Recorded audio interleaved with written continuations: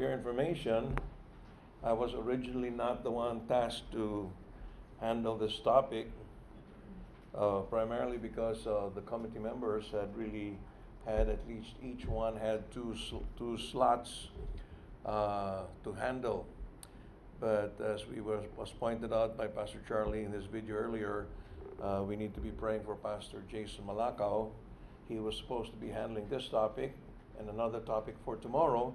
And since I just got word late last week that he had a stroke, okay, and he was rushed to the ICU. So I was a little bit concerned about his health and also at the same time how it will affect the conference. And apparently, I think earlier this week he texted and said that please pray for me, that he's asking that he will get doctor's clearance to come. Apparently by yesterday I just confirmed that hindi siya, nasa hospital pa rin siya. So pray for Pastor Jason. So I had to step up to the plate.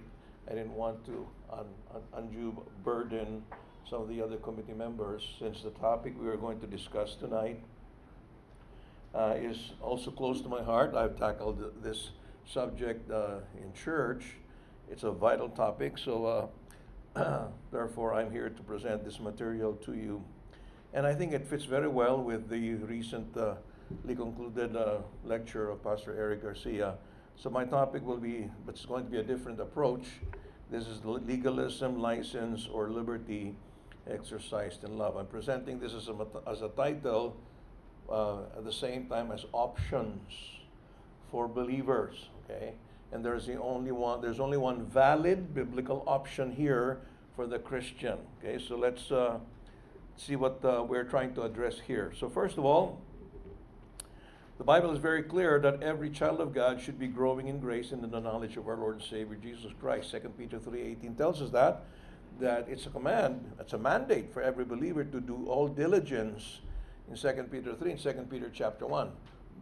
Give all diligence, meaning make an all-out effort to add to your faith, virtue, knowledge, temperance, and then the capstone of spiritual growth is agape love. So I hope right here at this point, I'd like to challenge, are we growing in the faith since we got saved? Every child of God should be growing in grace, in the knowledge of our Lord and Savior Jesus Christ. After justification, God has declared us righteous since we placed our trust in Him, and that has to do with our standing before God, our position in Him, in Christ. Believers should be growing in sanctification or holiness. And sanctification has to do with our state, our condition, our walk with God, or our practice. So again, the challenge, how are we doing? Magmula nung tinanggap natin si Kristo bilang tagapagligtas, that's a done deal as far as being saved from the penalty of sin. It's a done deal. Hindi na tayo ma-unjustify. Hindi na mawawala yung ating right standing before God. Because God is the justification has to do with God's work. It is the judge Himself who declares the guilty sinner like you and me righteous before Him. And when the judge declares the sinner righteous, it's a done deal. Praise the Lord. What wonderful grace.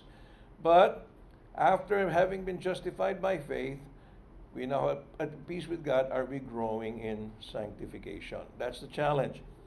And yet, of course, it's not surprising na pagkatapos natin tumanggap kay Kristo, so gagawin ng diablong lahat para hindi natin makilala si Kristo bilang tagapagligtas. But if we have come to the point of receiving Christ as Savior, that's it. The devil says, He's out of my hands. He now belongs to the Lord. He no longer belongs to my camp. So what can the devil do? The devil will do everything in his power to get the believer sidetracked from his walk with God. Para hindi tayo lumago sa pananampalataya. The enemy places a lot of hindrances to spiritual growth. And we will see this in the book of Galatians. The Apostle Paul, moved by the Holy Spirit, wrote an inspired epistle to the members of Pastor Danny Galatia. Oh, no, I'm sorry. I'm just joking. So, Danny Galas. No, but Galatians. Okay, we're talking about the Galatians, the first century believers. Notice what Paul said there. Galatians 5 verse 7. You did run well. Who did hinder you that you should not obey the truth? These believers, these Galatians, saints came to know Christ as Savior, they were making progress. In fact, Paul said, you were doing well. But something happened. Who hindered you? Why are you not growing as you should, as you were before? It's a poignant question that should be asked with each one of us. Marami sa atin, tawag nga sa Tagalog, mga ningas kugon sa pananampalataya. We get saved, we are on fire for God, and then we see all these stumbling blocks going on, and then somehow we kind of slow down, and then slacken, and then sometimes we stagnate. That's a sad condition for the believer. And of all people on earth, the believer should be growing in the faith, rejoicing in the Lord, despite the obstacles that come our way. But this is what happened to the Galatians. I wonder if this happened to you. It can easily happen to any one of us. In this session, we shall take into account two dangerous teachings that seriously hinder spiritual growth, addressed by Paul in Galatians. The two dangers is legalism and license. Sometimes license is called lawlessness. Okay? These were two mindsets, doctrines, worldviews that plagued the Galatian believers. And this is what hindered their growth. And then, after examining these two doctrines, dangerous doctrines, we shall see the proper biblical alternative, which is liberty exercised in love. So let's deal with the first danger, legalism. What is legalism? Okay, let's see. Okay. Legalism will do if it's going to work. Okay, there it is. It is the belief or the mindset or the worldview that one can earn favor, the favor and the blessing of God, either for salvation or sanctification. Okay? Para ako maging kalugod-lugod sa Diyos, ay kailangan pagtrabahuin ko so that I can earn His grace. And if you can earn salvation, which is by grace, then hindi na grace yun. Di ba? Because it's now by merits. Grace means unmerited favor.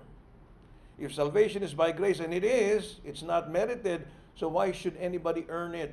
Nobody can earn it because it's exactly by grace. Okay? Ganon din sa sanctification. Okay? I have to do something to be sanctified. The Apostle Paul to the carnal Christians of Corinth said, who is our sanctification, our redemption, our sanctification is Jesus Christ Himself. I cannot make myself holy. It is the Holy Spirit who will make me and you holy. There was a time in some Christian circles, even in fundamental circles, ay kailangan yung para maging banal, dapat lahat ng babae nakabistida. I'm not saying I'm against, I commend women wearing skirts. And I'm not trying to discuss this issue. But some ladies thought, as long as I'm wearing skirt, I'm holy. Nakabistida ka nga, ang sungit mo naman, asan ang kabanalan doon? Diba? Or pag ang mga lalaki, matino ang gupit, okay? Matino nga ang gupit, pero masungit din, walang kabanalan doon. We cannot do anything to make ourselves holy. It's the Holy Spirit who makes us holy. Now, how does that happen? Okay. So that's legalism. When we begin to think, or we begin to believe, or begin to teach that I have to do something to earn God's grace, God's favor, that's legalism. Okay? Here are some common perversions of Christianity which we think is biblical Christianity. Number one, church. Let's call this churchianity. I go to church to be saved. If you go to church to be saved, that's legalism. If you go to church to be sanctified, that's legalism. I go to church because I am saved. I go to church because I am right with God and therefore I want to serve Him in the church. It's a question of motivation. Diba? Sabi turo ng iba, pagka magbigay ka ng offering, turo ng iba, diba? Pag magbigay, bibigyan ka ng Diyos, siksik, liglig, at maapaw, etc., etc. Parang we're trying to enter into a barter with God, a bargain with God. If I give some, God will give me commensurate. So sige, then I will give more.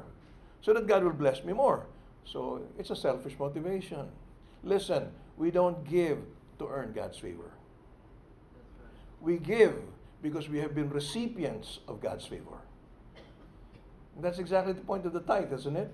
We give our tithe because of what we have already received from Him. We don't give our tithe in order to get from God. Because wala kang tithe to bibigay kung wala ka pang natatanggap. Am I correct? See. So we give not in order to receive. We give because we have received. Big difference. All right, another common perversion, compliance with rules and regulations. I already mentioned the example of, haircut for the men, skirts for the ladies. As long as sumusunod ako dito sa mga palisiya na to, I am spiritual. Is it right? Does it necessarily follow? No. I think if those of us who are Christians for a long time, we realize that's not really true. I saw, my wife showed me something from Facebook, so one of those quotable quotes. It says, there are more spiritual Christians sometimes in the hospital than in church. Yeah, possibly, because in the hospital, people are crying out to God in sincerity and out of desperation. Some people in church, they are in church, but they go to church for display, for arrogance, for self-service, etc., etc. I hope you're getting my point here. Another common perversion, service. As long as I sing in the choir, I teach a Sunday school class, I pass out a gospel tract, I'm serving the Lord. Well, that's a form of service. And we have nothing against going to church, complying with rules and regulations and serving, but we don't do this in order to earn God's favor. If we do it to earn God's favor, then that's legalism. Okay? Because we cannot earn God's grace. Okay? We do it, so these are not the means to getting right with God. These are the results of getting right with God. Another common perversion is emotional or religious experience. Pastor, tumanggap na ako kay Kristo. Paano ko malaman? Hindi ba, Pastor, umiyak pa nga ako sa harap mo eh. Lumuha pa ako. Okay. So lumuha ka, kaya ligtas ka? No. Maaaring lumuha ka dahil naligtas ka. Dahil nakita mong ang dumi pala ng kasalanan mo na hinugasan ni Kristo. Yung kasalanan mong bumabagabag sa konsyensya mo ay the Lord removed and washed out that sin. Boy, there will be tears of joy as a result. I hope you're following me, because this is very important. Sometimes many Christians involved in church are perhaps very carnal. And sometimes they're the most influential members of the church who you see oftentimes in the platform, but they're not right with God. It can also happen to the pastor. Okay? A pastor can preach in the pulpit and not right with God.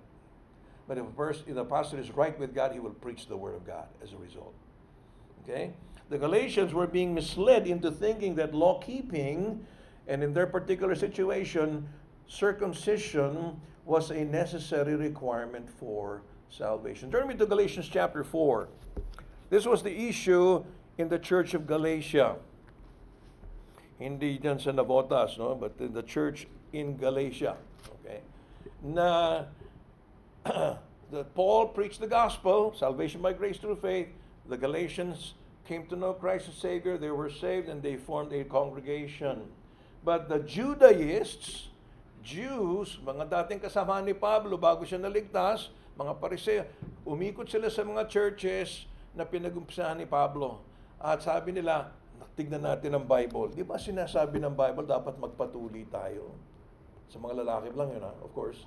Okay, but, and they were beginning to influence the church, the believers in Galatia, that circumcision was a necessary requirement for salvation. And somebody said, oh nga, no, nasa Old Testament nga yun, ano? So, inisip nila, kailangan magpatuloy para to get right with God. Paul is saying, what's happening to you? And buti nga sumusunod ako sa Old Testament law. Yeah, but that does not make you right with God. And Paul saw this as a danger. You were doing well. What is hindering you? See? Kasi kung tayo, we keep trying to earn God's favor, you know what? You are going to burn out.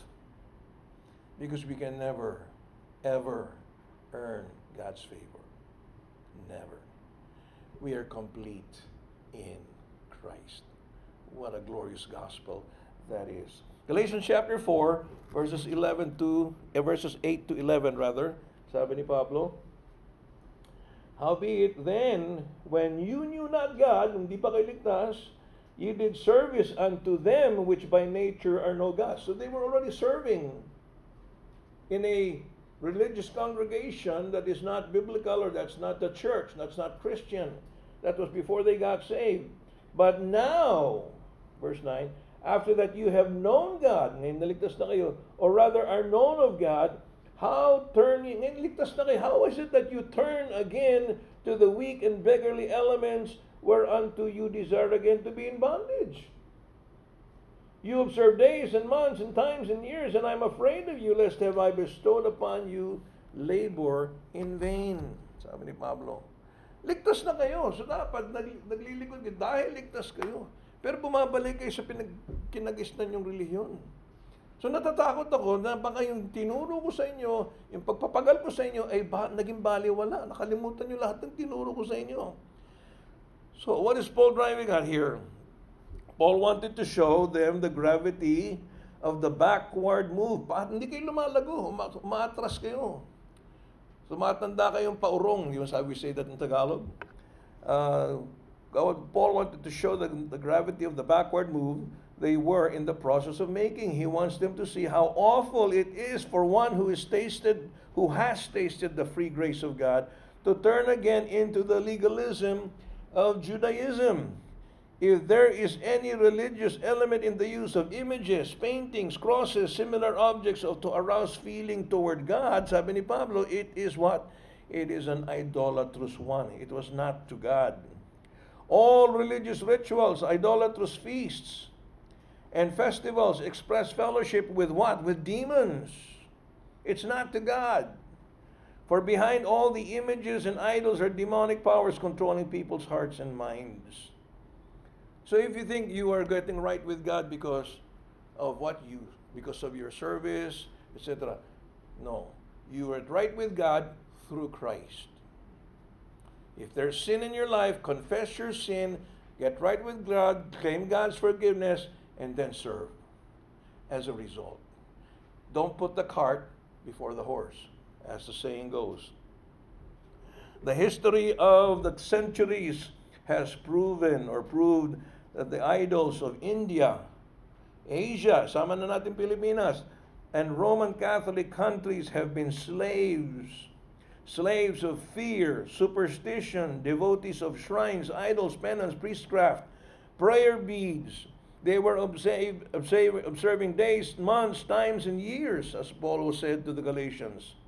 Much can be added of the formalism, also of legalism and legalism in Protestant churches. So in other words, Catholicism is not the only ones guilty of legalism. Because the Roman Catholic doctrine, of which I was saved from, you do good in order to be saved. That's legalism. And of course, some Protestant churches are equally guilty. They take pride in denominational affiliation, keeping so-called holy days and such. Okay? So notice Galatians 4 again, verses 17 and 18. Sabi ni Pablo, he was trying to explain the gospel to them and referring to the false teachers. They, sino yung they? The legalists, the false teachers, the Judaists, they zealously affect you. Ang sipag nila. Para puntahan pa kayo, dalawin kayo. They are zealously in affecting you, but they are not affecting you well. It's not well. Yea, they would exclude you, that you might affect them. But it is good to be zealously affected always in a good thing, and not only when I am present with you. So the legalists were jealous of the Christian liberty the Galatian saints were enjoying. And they showed a warm interest in them. Sabi nga ni Pablo, it's not well, or it's not in a good way. Paul is not objecting, hindi against si Pablo sa, ba't kayo nakikinig sa ibang preacher? No, that's not the point of Paul. He's not objecting to their listening to a preacher other than himself. He is instructing them to discern between the true and the false preacher or teacher. If they were zealous for the truth, okay lang kay Pablo kaya hindi niya marinig sa kanila. Hindi nila marinig sa kanya. His presence or absence would make no difference. So, when Christ died on Calvary, the work of the cross put an end to the demands of the law. Let that sink. Let the truth of the gospel sink into our hearts. Okay? Yung inuutos ng kautusan para i-please ang Diyos, yun na nga ang ginawa ni Kristo sa Kalbaryo. Nobody can please God through law-keeping. That's why Christ died. The penalty of breaking the law, Christ died for us. And He took it in our stead. He took for He took us out of our bondage, of the bondage of them all. Colossians puts it this way: He blotted out the handwriting of ordinances that was against us, which was contrary to us, and took it out of the way, nailing it to His cross. See? So God does not desire an outward show in will worship, Colossians 2:23, but rather we worship Him in spirit and in truth, John 4:24. And no wonder Galatians 4:11, Paul was troubled in spirit.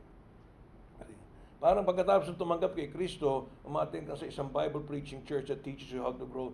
Dinalaw ka ng isang iglesia o sa Badista o sa Jehovah. And, nga, mayroon ng Bible dito, etc. Tapos you start saying, nga, ba't di ko gawin yun? And mga ibang, they will justify kasi mabuti yung maraming sinusunod, di ba?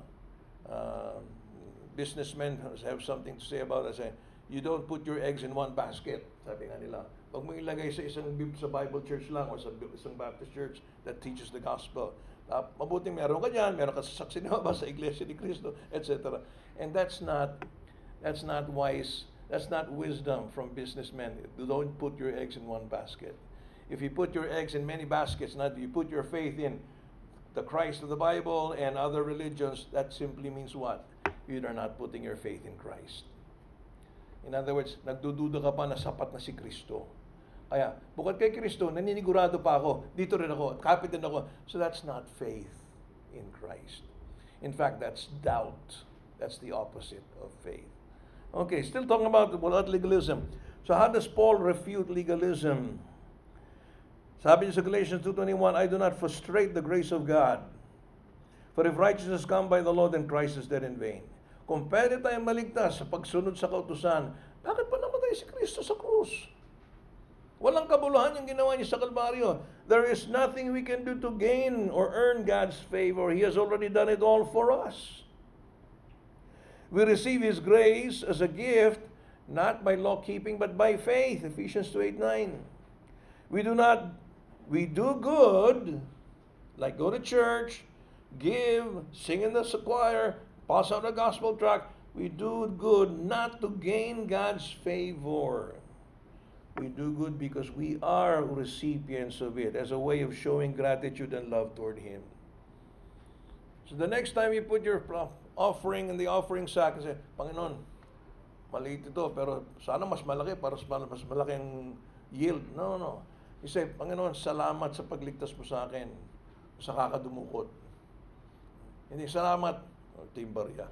Hindi salamat siguro yun. Because we're thankful of what Christ has done for us, then we give.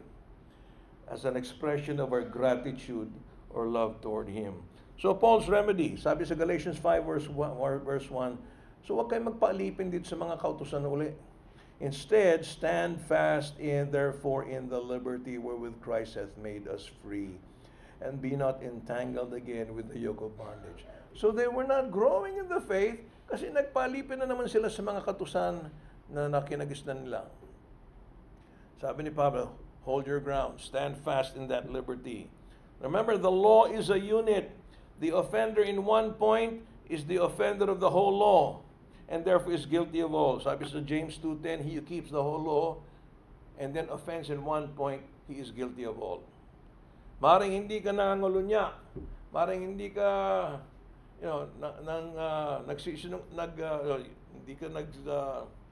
you're not committing adultery, you're not dishonoring your parents. then, well, that's good. Pero you might be lying. And if you break one point of the law, you offend the lawgiver anyway. And when you offend the lawgiver, then you break the whole law. Keeping one part of the law, it will not compensate for failure in another. So sadly, many professing Christians in churches are unaffected by the person and work of Christ. The religious experience is disassociated from Him. Yan ang nakalulungkot. Hindi nag-impact sa atin yung ginawa ni Kristo para sa atin. Okay, so what about this other dangerous doctrine, which is license, or otherwise known as lawlessness? These are two extreme sides of the pendulum. Either masyado tayong sunod na sunod sa kautusan, akala natin we can earn the favor of God, or mali pala kailangan sumunod sa kautusan eh. Sabi ng iba, I'm free from the law. And because I'm free from the law, I can live as I please. The first part of the statement is true. You are free from the consequences of violating the law. But that does not mean you're free to live as you please. Paul's remedy is already to stand fast in the liberty we have in Christ. Now he warns them of the danger of using their liberty as a license to sin. Remember, Christ saved us from sin, not to sin. And that's why Paul warns, brethren, you have been called unto liberty. Only do not use your liberty as an occasion to the flesh, but by love serve one another. For all the law is fulfilled in one word, even in this, thou shalt love the Lord, thou shalt love thy neighbor as thyself. But if you bite and devour one another, take heed that you could be not consumed on one another. You want to say, do you want to really keep the law? You just have to keep the law of love. Yan ang batas sa Kristiyano. The law of love. Because if you love somebody, you will not cheat, you will not lie, you will not commit adultery, you will not dishonor her or him. Spiritual liberty in Christ produces love that serves one another. Contrary to what Judaizers taught, only believers can really keep God's law and please Him. If we don't according to God's law of love, then which is true liberty, the flesh eventually will take over and fighting takes over friendship. Okay? So,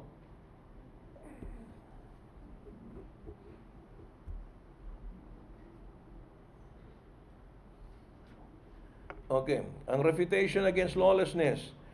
Sabi niya sa Galatians 5:14, for all the law is fulfilled in one word, even in this, thou shalt love the Lord thy neighbor as thyself. In other words, if you love someone, you will not lie, steal, bear false witness to him or to her, or harm her. So the remedy is therefore, this I say then, walk in the Spirit, and you shall not fulfill the lust of the flesh. In order to overcome the error of lawlessness, keep walking in the Spirit. It's a present active imperative. It's a command in the present tense. Keep on walking in the Spirit. And if you do that, you will not fulfill the lust of the flesh. By doing so, you are able to obstruct the lust of the flesh, yung sinful nature. And you shall not fulfill. It's a double negative. You shall not at all fulfill the lust of the flesh. Lawlessness is when you indulge in sin, given to the flesh. And you cut off the desires of the flesh by keep on walking in the Spirit. Yun ang sagot ni Pablo. Holiness is never produced by our own strength, but by the power of the indwelling Holy Spirit. So, what is the works of the flesh? This is the result pag tayo ay namumuhay in lawlessness, which is kasalanan din. Sumusunod ka sa utusan, kasalanan. Magpakawala ka, kasalanan pa rin. Both are not pleasing to God. These are the works of the flesh. They are manifest. What are they? Let's classify them in different classifications. Rotten or rank sins.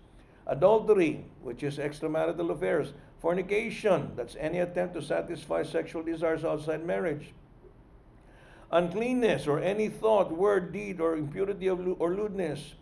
Lasciviousness is acts without regard to or restraint in our animalistic desires. There are the religious sins. Religyoso na, pero kasalanan pa rin sa Diyos. Idolatry is a sin. It's a work of the flesh. Okay? Witchcraft is the ministering of drugs. The Greek word is pharmakeia, where we get the word pharmacy. It's the ministering of drugs, but the sorcerers monopolized the word for a while in their magical arts and used it in connection with idolatry. There's the relational sins. One friend of mine called this high cholesterol sins. Bakit niya tinawag high cholesterol sins? Alam niyo may high cholesterol? Nakakita na ba kayong taong malaking katawan? Exercise ng exercise? Very healthy siya. Tapos kinabukasan na balita mo namatay. Anyari? May high cholesterol. Okay. Minsan ganun nangyayari sa katawan ni Kristo. Kala mo healthy, kanta, soul winning, active, tapos kinabukasan split. Anyari? Merong high cholesterol sins. Ano itong high cholesterol sins na ito? Hatred. Kasi hindi mo makikita basta-basta yan. Hatred, an attitude that defies or detests another. Variance, contention or strife. Emulations, rivalry or jealousy. Wrath or stirring emotions causing outburst of anger. Strife, sowing intrigues to cause factions and cliques. Seditions, these are divisions. Heresies, it's the Greek word hereo, which means to choose, a choice to a course of action contrary to God's will. Envyings, yung mga inggit, the desire to deprive another of what he has.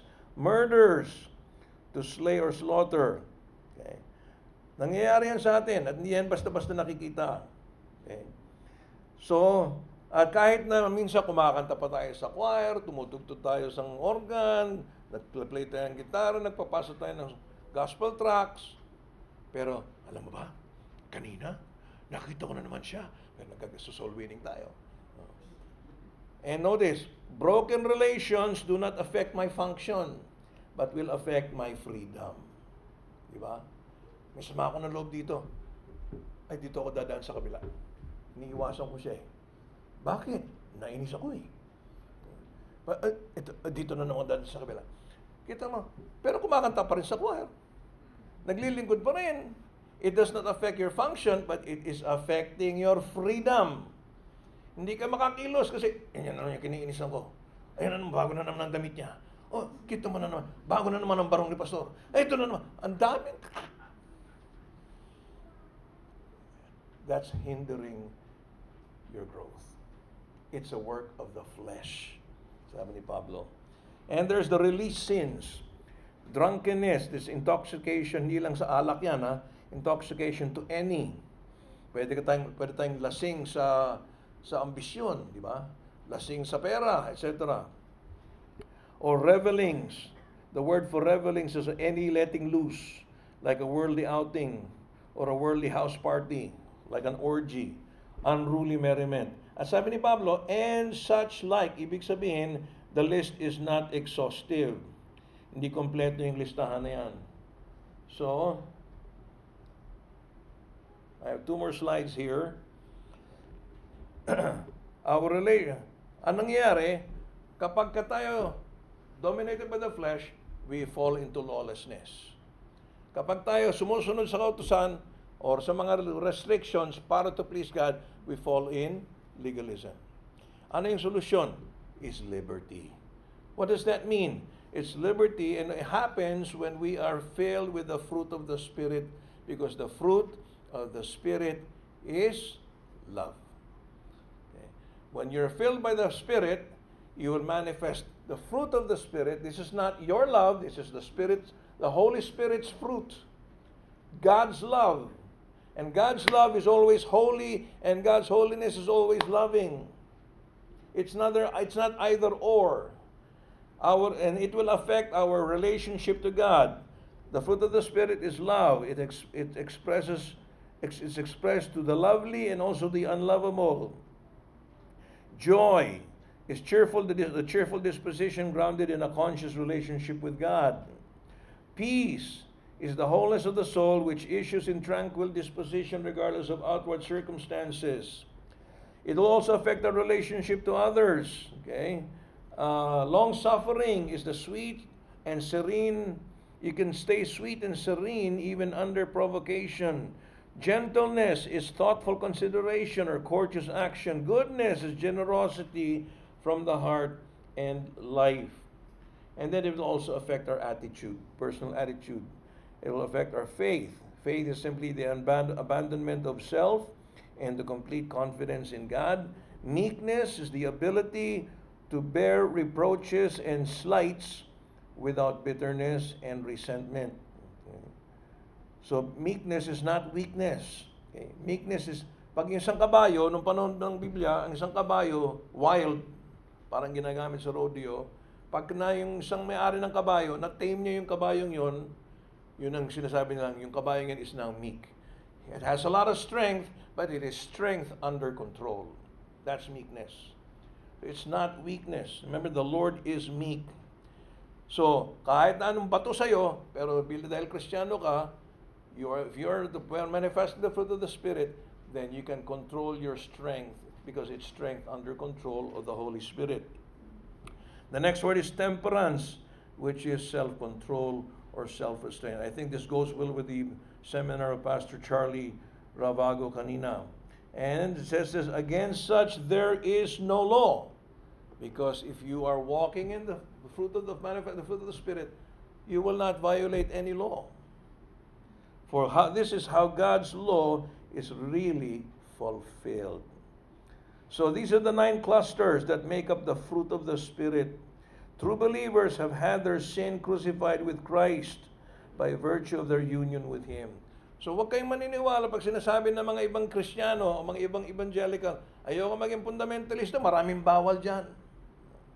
O may share kayo ng gospel, ayoko tumanggap kasi maraming bawal. They're thinking that Christianity is legalism, do's and don'ts. That's not Christianity. Isa lang ang bawal sa Kristiyano. Ano ba yun? Anong bawal sa Kristiyano? Dinuguan? Hindi. Anong bawal sa Kristiyano? A 3-letter word. Sin. At siguro daw yun yung kasalanan. Yan bawal sa Kristiyano because that's the work of the flesh. See? So, sabi ni David, I will walk at liberty for I seek thy precepts. Di mo napansin yun? Pag tayo sumusunod sa Bible, lalo tayong malaya. Pag hindi tayo sumusunod sa Bible, lalo tayong alipin sa ating laman. Kaya sinabi ni David, I will walk at liberty for I seek thy precepts. I mean, ayoko ng mga fundamentalist, ang daming bawal. Maybe it's because some fundamentalists have misrepresented the Bible. May mga ganyan talagang fundamentalista eh. They misrepresent the Bible. But fundamentalism is a biblical position, and if you are a biblical fundamentalist, if you're simply living out biblical Christianity, mas makikita yung kalayaan because you're walking in His precepts. The correct standard of conduct is the Word of God. Sabi ni James, he calls it the perfect law of liberty, not only because it is free from all flaws and defects, but it is also a law producing freedom from the slavery of sinful passions and lusts. See? As new creatures in Christ, freed from the bondage of sin, believers enjoy the liberty and privilege to live a life that pleases their new master, despite external pressures. See, sabihin, wag gagawin yan, etc., etc., whether from the unsaved world or even professing Christians, yan ka na naman, etc. Hey, kahit ano sabihin nyo, if I am filled with the Spirit, walking in the Spirit, I am free to do what is right. I'm not free to live as I please. I am free to do what is right and pleasing to God regardless of what anybody says. Whether it's the unsaved world or some Christian. Because you're walking in the Spirit and following the Word of God. See, so it's a privilege that this privilege is ours only after regeneration. Now, nakita nyo naman yung LRT. Pag ang MRT lumabas sa Riles, mas maluwag ba yun? Mas tatakbo kayo ba ang MRT pag wala sa Riles? Pag lumabas yung sa Riles, hindi nakakatakbo yan. But if it stays on tracks, it's freest. Ganun ang Kristiyano. You stay on track in the Word of God, you will be freest eventually. So just as a train runs free when it's on its tracks, the growing believer will begin to realize that living free comes when he sticks to the tracks of God's Word. Because disharmony, chaos, and slavery are all that sin brings after a limited season of pleasure. Hindi masyadong maraming laging church tuwing linggo, kasi nga mali. Pero kung Kristiyanong namumuhay sa Panginoon, yung pagpunta sa church is going to be a delight. To share the gospel will be a delight. The psalmist puts it this way, and I will walk at liberty, for I seek thy precepts. The increasing delight in God's holy law, placed within by the Holy Spirit, becomes a reason for experiencing the joy and freedom of walking with Him, rather than a cause for thinking that Christianity means living in a straitjacket of do's and don'ts. So let that be a challenge to all of us. Paul says this was the problem in the church in Galatia, is they were not growing as they should. Why? They were hooked up by legalism and lawlessness, when you and I should be walking in the Spirit, holding fast our liberty that is regulated by the fruit of the Spirit, which is love. Father, thank you for these truths, and let these truths be etched in our hearts, so that people, saved and unsaved alike, will see the joy, the peace, the love, the freedom that is ours in Christ. And that will attract them even more closer to our Savior. We ask it in Jesus' name. Amen. Let's have a break.